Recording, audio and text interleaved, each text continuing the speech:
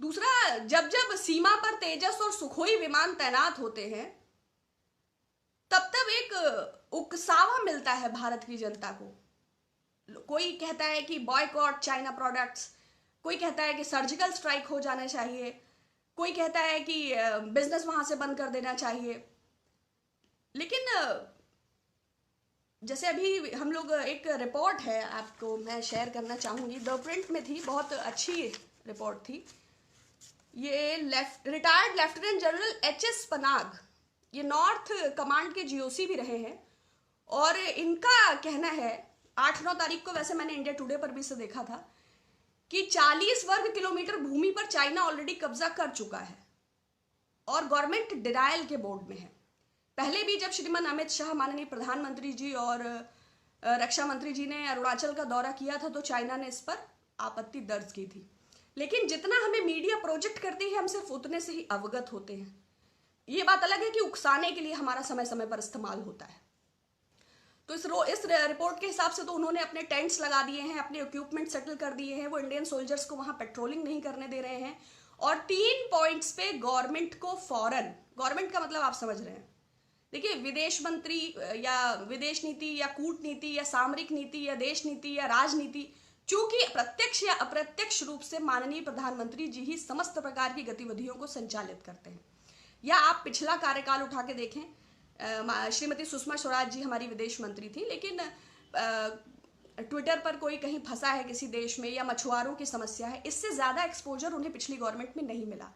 जबकि प्रधानमंत्री जी ने 116 यात्राएं अपने 6 वर्ष के कार्यकाल में विदेश की हैं। इस पर हम आगे भी बात करेंगे।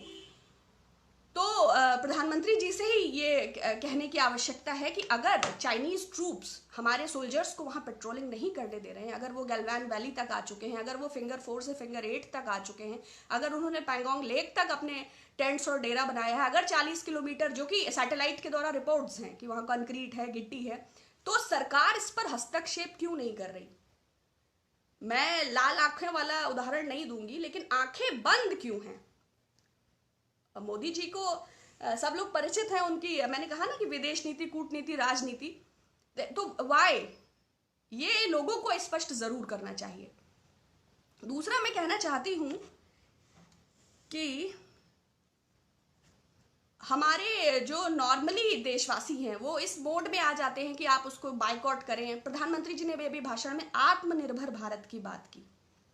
जब 68,000 करोड़ रुपए विलफुल डिफॉल्टर्स का माफ किया गया और विगत 6 सालों से जो हो रहा है, 4 बिलियन का इन्वेस्टमेंट इंडियन स्टार्टअप्स में चाइना का है, तो ये कितना सही और कितना गलत? मन की बात में प्रधानमंत्री जी कहते हैं कि दीपक जलाइए, कुम्हार को प्रमोट करिए, लोकल फॉर वोकल बनिए, और रियलिटी इसके बिल्कुल विपरीत है। आप देखिए 2018 में रक्षा मंत्रालय की एक रिपोर्ट के मुताबिक 404 घुसपैठ हुई हैं, और 2019 में रक्षा मंत्रालय की ही रिपोर्ट के मुताबिक 663 घुसपैठ हुई हैं।